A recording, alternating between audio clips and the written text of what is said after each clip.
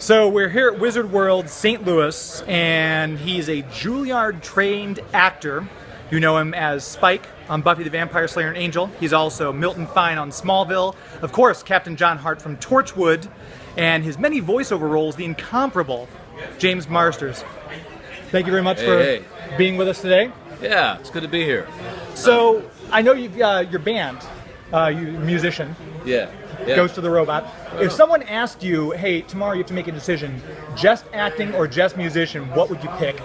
You know, I refuse to pick. I've lived my life by having cake and eating it too. Good for you. And I've often split my time between either, like, people used to ask me this when I had a theater company in Seattle. If you had to pick producing or directing or acting, which would you do? And I obviously said, well, all of them. And you don't get a lot of sleep, but you have a lot of fun. Yeah, so I refuse to make that choice. Good for you. Yeah. Huh? And obviously very busy with all of your multiple projects. Now I understand we're being also videoed as well. Yeah. Explain a little bit about that. It's an idea I had where it's a show called Vidiots that I think Geek Nation is going to show. Oh, cool. Claire Kramer's interested in it. And the idea is that I like to game, video games. And I travel with my buddy Mark, and we like to video game on the road. Okay.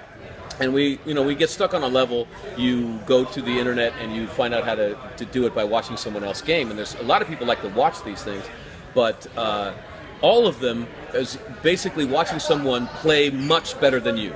Okay. And that's the whole point. That's my life, I'll say. You just watch the guy be amazing and you feel like horrible in the face of that. And I thought it would be really funny if we could turn that on its head and watch my friend and I be horrible at the games, but be funny while we're doing it. And it's working out pretty well. Very cool. Yeah, so this is just footage, so the kind of like a build-up, and then my exciting life, and then we cut to Mark and I playing video games in the thing, you know. Now, as Spike, I know in Angel in season 5, you were gaming to, as you said, work your digits. Oh yeah. So have you been a gamer all the way back as far as, I mean... I've been a gamer since I could afford one, which I think the first console I got was a Nintendo NES. Oh yeah. And I could only afford one video game, which was Mario 64. Oh yeah. And I was living in Chicago, and it was brutally cold, and I was very poor, but because I had that one game, I could pass my time during the Chicago winters.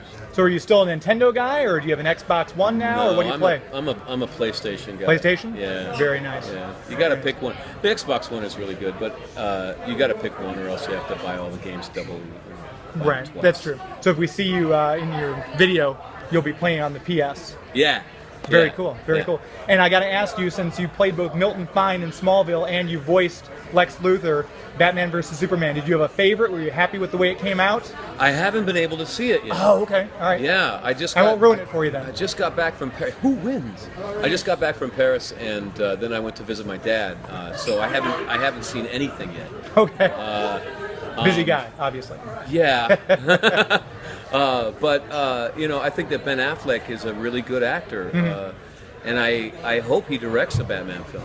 Supposedly, I think yeah. that's going to be, you know, after seeing some of it, like The Town was just fabulous. He's really a good director. Absolutely. Or Argo, he's just fabulous. So I think it's really exciting to have him under the cowl. I agree. And I think that the guy Carville, James Cavill, Henry Cavill, yeah. Yeah, the Superman is also a really very good actor.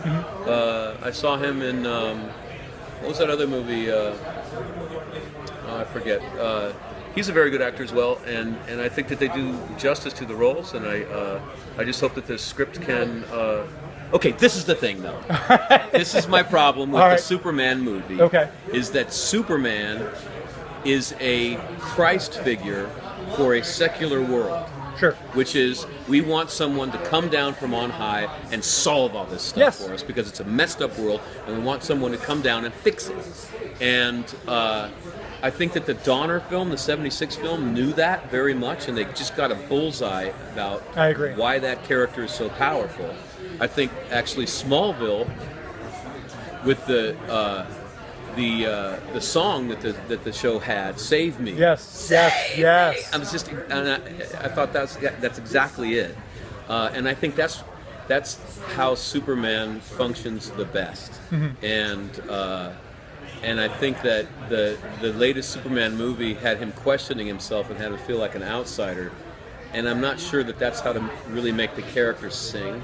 Right, that makes sense. Yeah, totally. Okay. Well, thank you very much for your time. Yeah. Here with James Marsters at Wizard World St. Louis. Cheers.